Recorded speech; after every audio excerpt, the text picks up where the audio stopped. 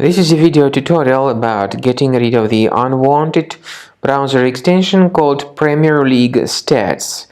PremierLeague Stats is the unwanted browser extension that may unexpectedly attack Google Chrome and other browsers. This extension actually functions as a typical browser hijacker, and if it gets installed, it may change your default search engine and other settings without your permission or approval.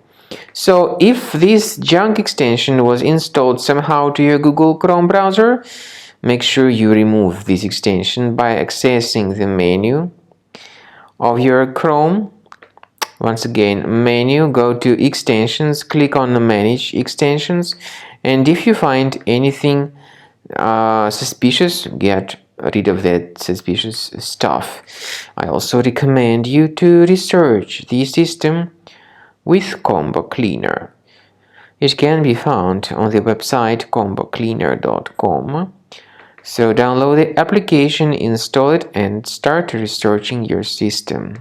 After you have successfully downloaded and installed Combo Cleaner antivirus, the program is initially in the trial mode, so only quick scan option is available. By the way, I forgot to mention that Combo Cleaner is available for Windows computers, for Mac computers, and for Android devices too.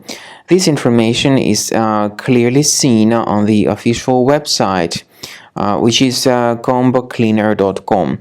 So through this official site, you may download any preferred version, and even for iOS devices too. So all these 4 different operating systems can offer you the version for Combo Cleaner antivirus. So you need to click on this Start Scan button, and the program will begin researching and investigating your computer. First of all, the software will update its anti-malware database, which is definitely essential for proper detection and removal of any malware. So don't skip the update procedure. Wait until the scanning has been successfully accomplished.